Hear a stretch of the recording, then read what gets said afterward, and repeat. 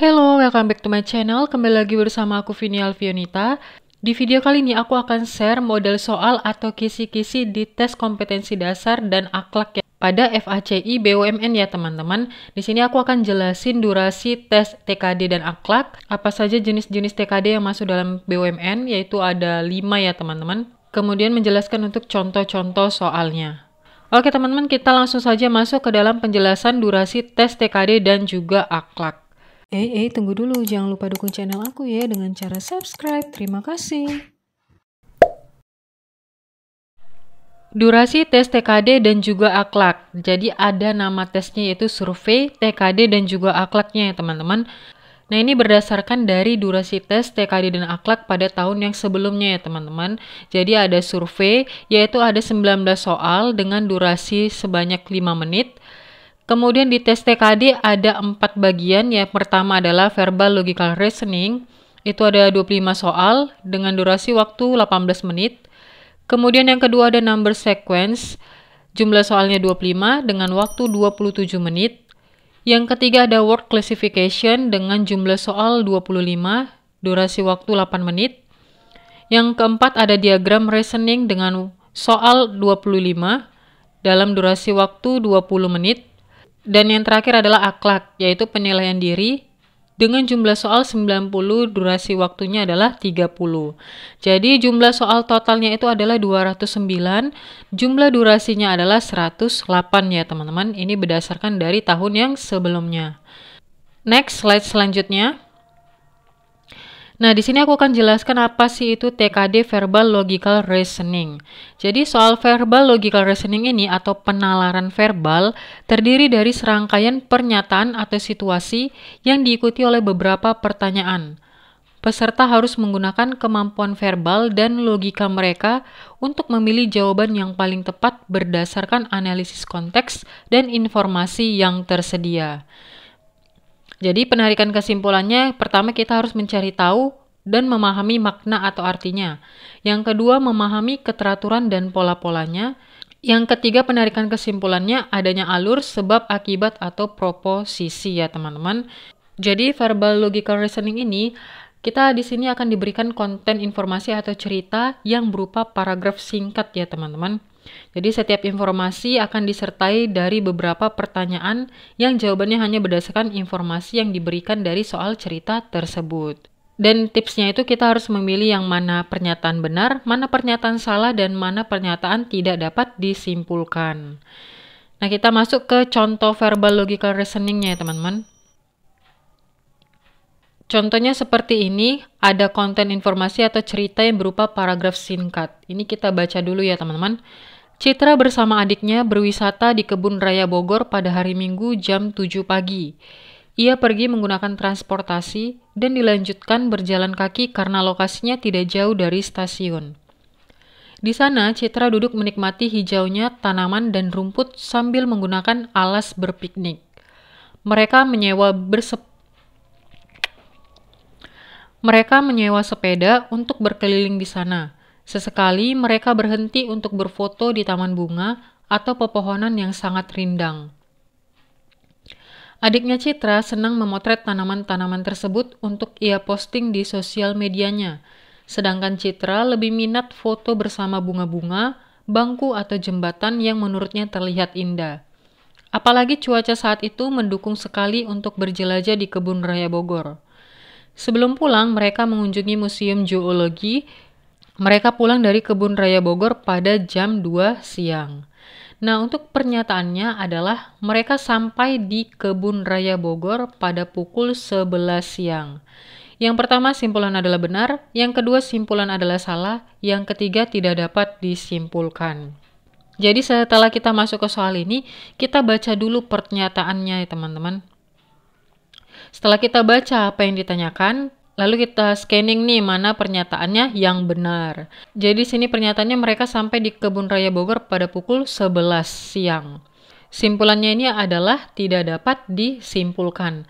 Nah, kenapa tidak dapat disimpulkan? Karena pada skenarionya ini tidak ada informasi mengenai jam berapa mereka tiba di lokasi atau tiba di Kebun Raya Bogor itu ya teman-teman. Jadi yang ada di sini mereka berangkat jam 7 pagi. Kemudian mereka pulang pada jam 2 siang. Jadi tidak ada pernyataan bahwa mereka sampai di Kebun Raya Bogor pukul 11. Pernyataannya tidak dapat disimpulkan ya.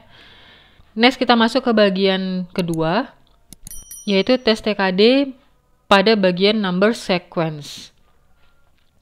Number sequence atau pola bilangan adalah susunan dari beberapa angka yang dapat membentuk pola tertentu. Pola bilangan juga bisa diartikan sebagai suatu susunan bilangan yang memiliki bentuk teratur yang membentuk suatu pola. Number sequence atau dikenal dengan deret angka aritmatika adalah operasi matematika yang mencakup penjumlahan, pengurangan, pembagian, perkalian, dan juga kuadrat ya teman-teman. Nah, catatannya polanya ini mirip dengan pola bilangan, hanya saja metodenya yang berbeda. Dan pada soal ini kita mencari pola yang salah dari kelima pilihan angka yang ada.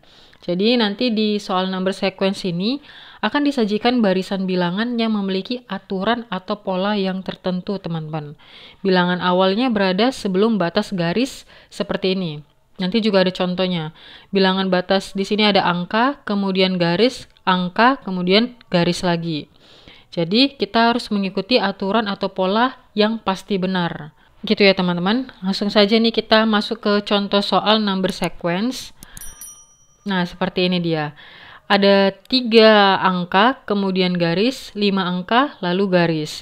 Jadi di sini kita cari satu di antara 5 angka lain, 5 angka dari A sampai E ini yang merupakan pilihan yang tepat. Kita harus cari kesalahannya, kemudian kita perbaiki pilihan yang tepat itu ya teman-teman, mengikuti pola aturan yang telah ditentukan gitu ya. Jadi langsung aja nih kita bahas 1, 5, 11, 19, 29, 42, dan seterusnya. Ini mengalami peningkatan ya teman-teman.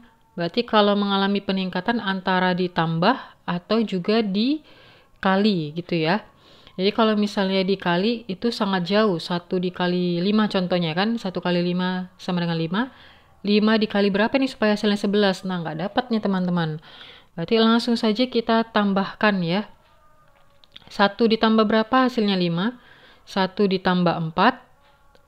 5 ditambah berapa hasilnya 11? 5 ditambah 6. Kemudian ini langsung kita tarik aja nih teman-teman. 11 ditambah berapa hasilnya 19? 11 ditambah 8. Kemudian 19 ditambah berapa hasilnya 29? 19 ditambah 10. Nah ini kita stop aja dulu teman-teman. Kita cek lagi di sini polanya itu ada ditambah 4, tambah 6, tambah 8, tambah 10. Berarti untuk selang polanya ini ditambah dengan 2 ya teman-teman. Ditambah 4, kemudian 6, ditambah 8, tambah 10, berarti di sini ditambah 12. Otomatis ya teman-teman, ditambah 12. Nah kita cek nih, 29 ditambah 12 hasilnya berapa?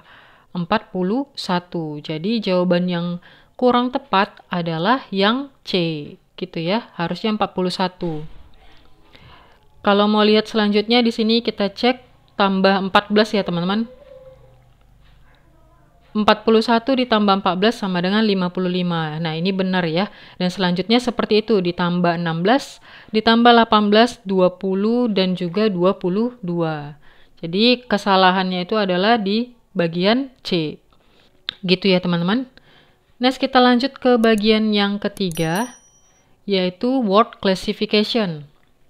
Nah, word classification ini atau tes pengelompokan kata adalah tes yang berisi beberapa kata-kata dalam satu kelompok, yang dimana pada kelompok tersebut terdapat satu kata yang berbeda, baik berbeda arti, pengertian, atau hal tertentu.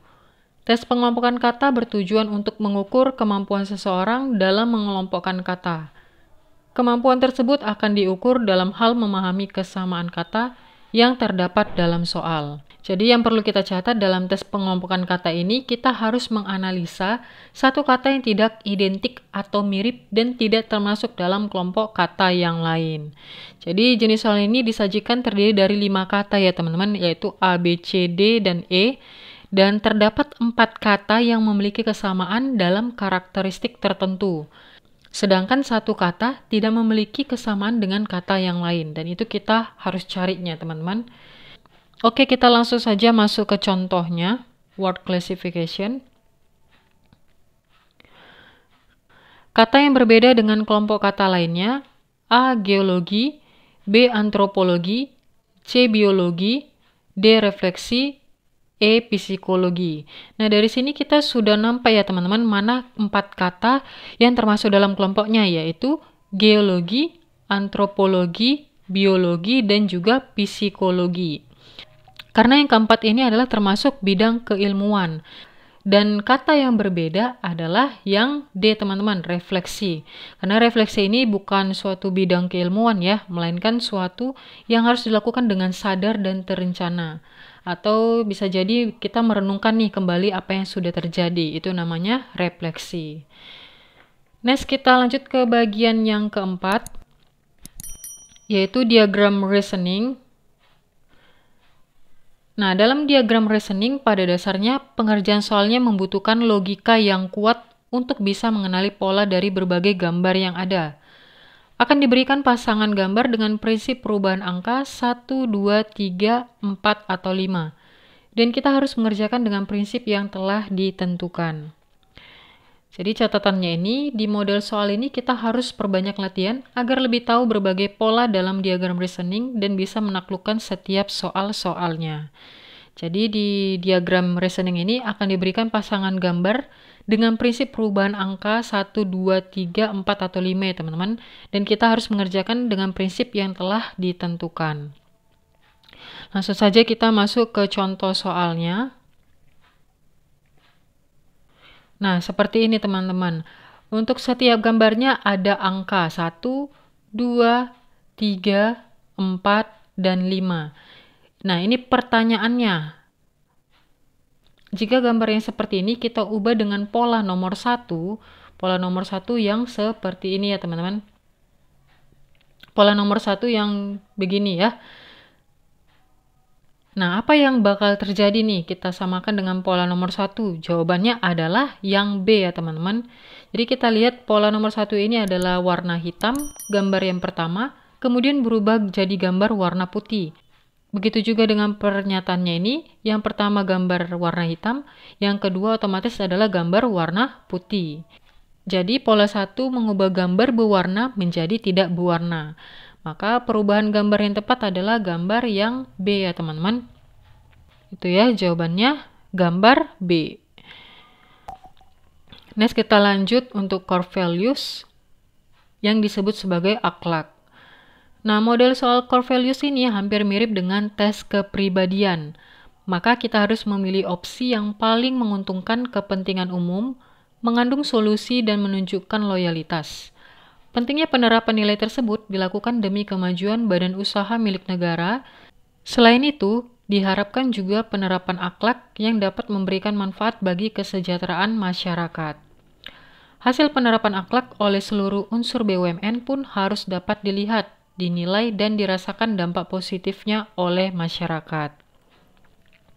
Jadi di sini ada nilai-nilai utama dalam akhlak ya teman-teman. Yang pertama yaitu amanah. Amanah adalah memegang teguh kepercayaan yang diberikan. Yang kedua, K-nya adalah kompeten. Kompeten adalah terus belajar dan mengembangkan kapabilitas. Yang ketiga ada huruf H, yaitu harmonis. Harmonis adalah saling peduli dan menghargai perbedaan. Yang keempat adalah L ya teman-teman, yaitu loyal. Loyal adalah berdedikasi dan mengutamakan kepentingan bangsa dan negara. Yang kelima adalah A, yaitu adaptif. Adaptif adalah terus berinovasi dan antusias dalam menggerakkan ataupun menghadapi perubahan. Dan yang terakhir adalah huruf K, yaitu kolaboratif. Kolaboratif adalah membangun kerjasama yang sinergis. Jadi ada 6 nilai-nilai utama dalam akhlak ya teman-teman sesuai dengan hurufnya. Ada A, K, H, L, A, dan juga K. Gitu ya. Oke teman-teman, segitu aja untuk model soal TKD dan juga akhlak. Di video selanjutnya aku akan buat soal dan juga jawaban beserta pembahasannya ini tentang kelima model soal di BUMN, yaitu word classification, number sequence, verbal logical reasoning, diagram reasoning, dan juga core value gitu ya. Oke teman-teman, segitu aja untuk video kali ini. Kalau kalian suka silahkan like. Kalau ada pertanyaan, ide, tanggapan, atau saran, silahkan komen di bawah ya.